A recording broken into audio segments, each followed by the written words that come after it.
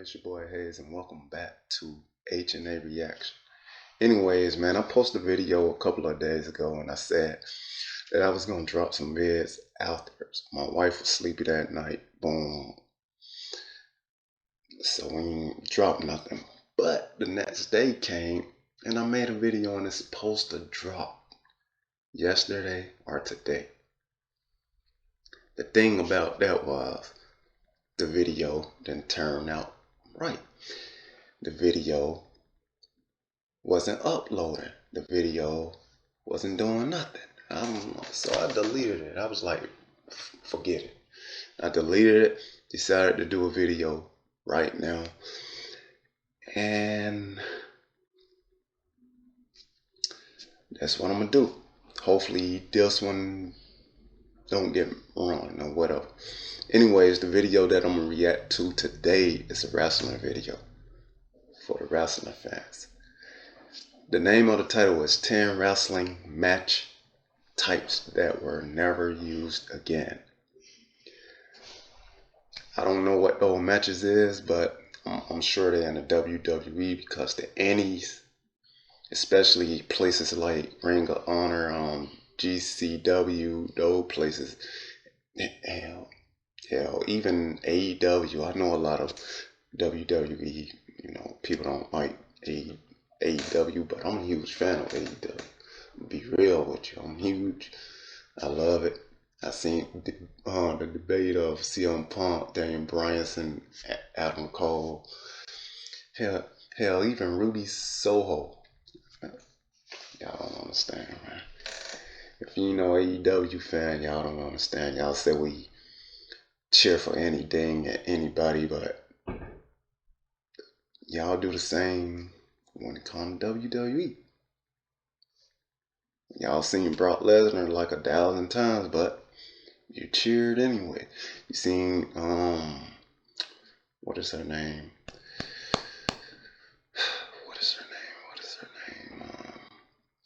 I can't think of her name, but she buried the lady with the weave, the long ponytail, in like 24 seconds, which was wrong.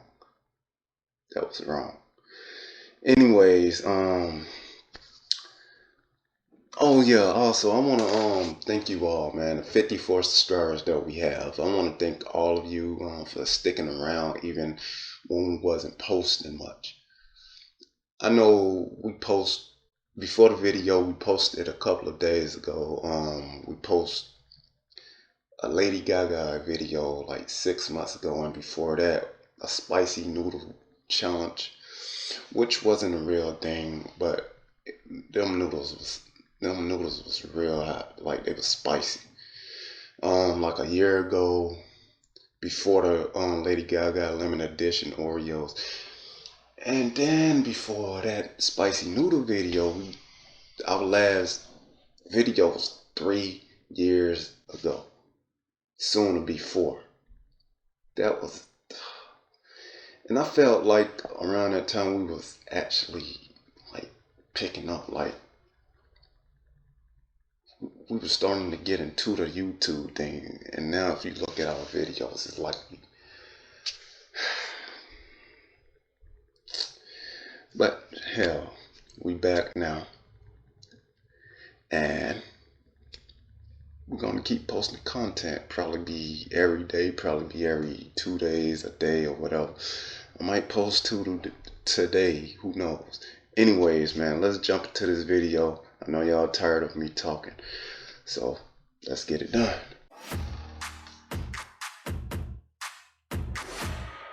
The roots of wrestling date back to the sideshows of the 19th century, where average Joes would try to outshoot grapplers in the hopes of winning cash and adulation. The business soon evolved and it became a global attraction as the theatrical element was ramped up while the legitimate sporting side of it was downplayed.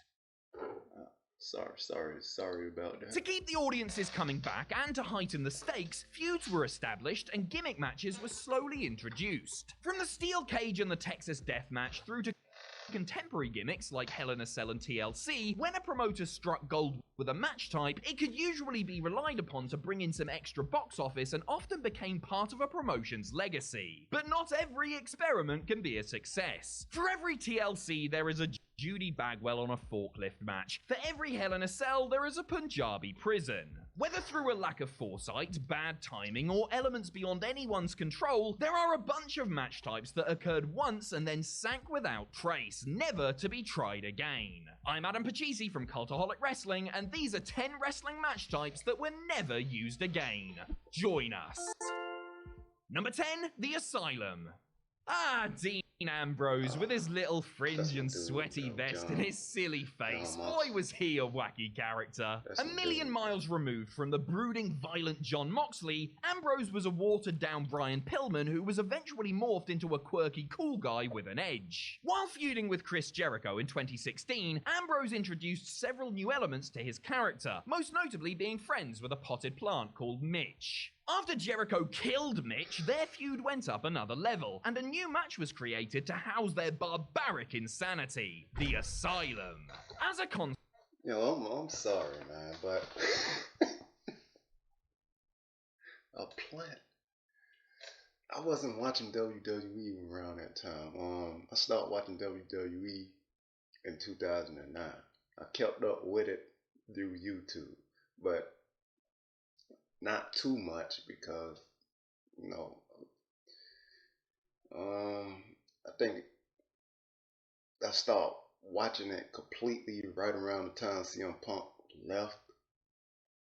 I remember that, and I kind of hated CM Punk. I was like, man, why the heck, he do WWE like that? But if I start watching it in 2009 because it was getting stale to me, I should have looked at it while CM Punk left and he worked for WWE. I was like, bro, this company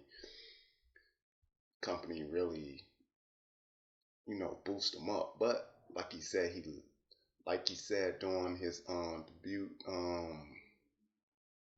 in AEW, he left pro wrestling. WWE more of an entertainment, and a plant, that's not entertainment. Man, come on, man. Let's get back in.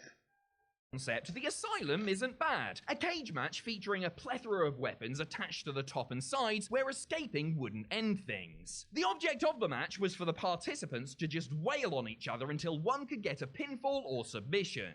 The problem was there was just a bit too much going on and it felt a little, Russo. Look, either have a hardcore match or have a cage match. There was no need to combine the two.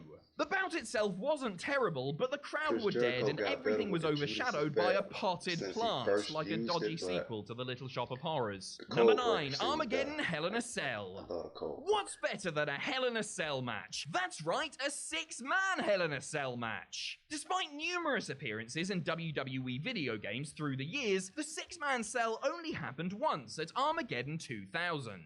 It was all Mick Foley's fault. The hardcore icon was commissioner at the time, and having seen WWE champion Kurt Angle weasel his way through matches against The Undertaker, Triple H, Steve Austin, The Rock, and Rikishi, Mick decided to throw all 6 under one roof and let the carnage unfold. Mr. McMahon hated the idea, trying valiantly to get all 6 competitors to drop out to no avail. Instead, the caveat was inserted that if anyone got injured, Foley would be fired. What we got was prime Attitude Era intensity. People were bleeding everywhere you looked, finishers were hit left, right, and center, and Vince turned up with a hay-filled wagon to try and tear the cell down. Just great stuff. The problem was that it was hard to know where to look, especially as Rikishi and Taker pummeled each other up on the roof before Fatu plummeted into the truck below. It was memorable, it was anarchic, but a one-on-one cell match usually works far better with a third of the efforts. Number 8, Sumo Monster Truck Match. Throughout the ages, that there have made been many me gimmick fall in matches that love have gone with down in history. The wrestling Ric Flair anyway, versus so Terry Von Erich cage match, for example. Shawn Michaels versus Undertaker inside when Hell they in a hit Cell, TV, another. it was But a wrap. none hold a candle When to they the came, ultimate sporting contest. and then Hulk I Hogan seen versus John the Moxley, Giants Chris in a Jericho, monster truck match. Kenny Quite possibly Omega, the most Young 90s Bucks. wrestling thing that ever happened, the monster truck match came about because Dungeon of Doom's rampaging rookie ran over Hogan's motorbike with a truck and laughed like a horse before driving off. Of course, the two signed on to have a monster truck battle, aka a boring sumo wrestling match featuring ridiculous giant cars. Hogan's had arms, Giants looked like a spooky skeleton, and Eric Bischoff clearly spent far too much money on the whole thing. The match, if you can call it that itself, was just 5 minutes of trucks going forwards and backwards, and somehow ended with Hogan accidentally murdering a man when he pushed Giants off the top of Cobo Hall. How this got greenlit is honestly beyond me. Actually, wait, no it's not. It was 1995 WCW, where the big boys threw enough mess at the wall and hoped that some of it would stick. This mess clearly didn't. Number 7, the Piranha Death Match. Deathmatch wrestling is hardly sane at the best of times, but during its 90s heyday, it often went completely off the deep end.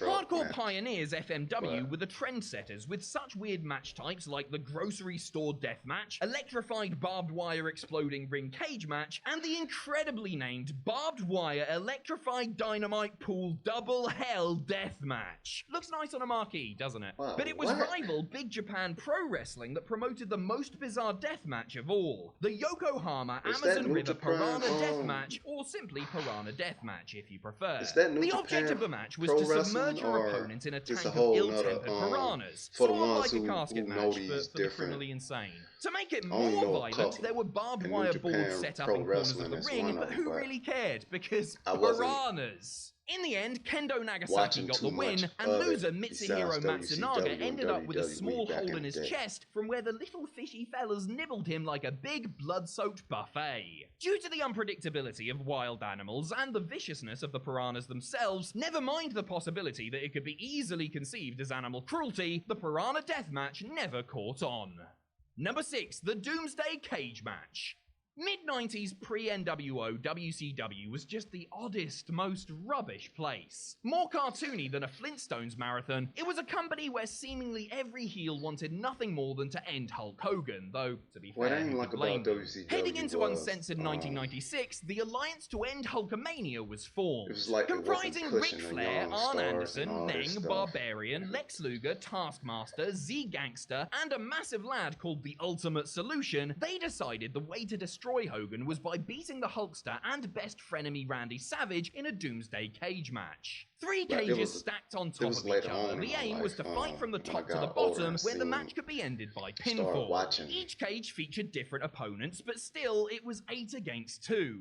It went about as well as you would imagine, and was, to put it kindly, an absolute mess of a match. For starters, the structure was by the entrance and bathed in weird lighting, so no one in the arena could actually see what was going on. And secondly, the storyline was woefully stupid. Hogan and Savage won the match, of course, thanks to booty man Ed Leslie giving them frying pans to use as weapons. What was I saying about the Flintstones earlier? The Triple Cage had several designs and appearances through WCW, but it was never deployed as woefully as it was here. Number 5, the Crybaby Match. Wrestling is all about making your stars look great, whether they win or lose, or at least it should be. There is a victory in defeat when done right, and a spirited loss against a formidable opponent can turn your average Joe into a huge deal. The reverse is also true, and there are few better examples than when rookie underdog The Kid defeated Razor Ramon on Raw in 1993. It was a huge deal, and the rechristened 123 Kid became a player. Eventually, he was turned heel, because why not, and a renewed feud with Razor saw their roles reversed. With so much history between the two, there was only one suitable stipulation: the Crybaby Match. Yeah, the Crybaby Match. A regular match where the loser got their bum covered up with a big nappy, because nothing says tough wrestler like being made to look like an incontinent child. It was similar to the weasel suit matches that Bobby Heenan made famous. But Heenan was a cowardly heel manager, not a hot young wrestler who could have been groomed into a main eventer had they been presented and pushed differently. A weird, immature stipulation that could have only happened during the New Generation era. It's miraculous that the 123 Kid managed to come back from this. Number 4, the Last Rites match.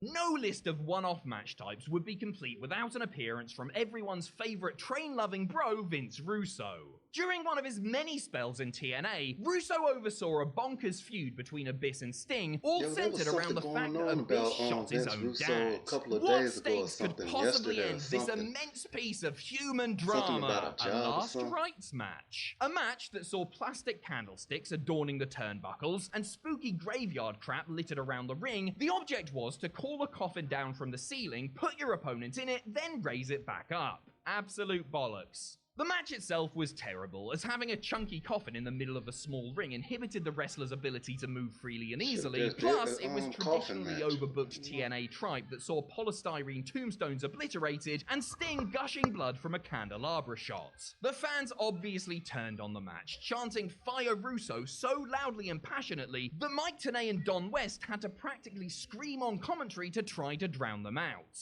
Needless to say, the Last Rites match was never attempted again, and it has gone down as one of the worst matches in TNA history. And that covers some ground, let me tell you.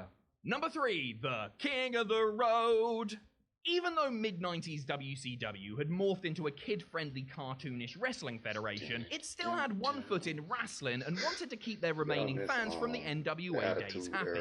Sounds like a good climate to promote an event called Uncensored then, WCW's annual Extreme pay-per-view, where all matches were anything goes, including the King of the Road match. It pitted Dustin Rhodes versus the Blacktop Bully, better known as Demolition Smash. The two had been feuding for a while, and it all led to this, a brawl in the back of Bully's 18-wheeler. The objective was to fight from the back to the front of the open-air hay-filled trailer, climb the cab, and blast an air horn as the truck drove around public roads. The match itself was a weird concept, but was actually a half-decent brawl that saw both competitors played, a huge no-no at the time.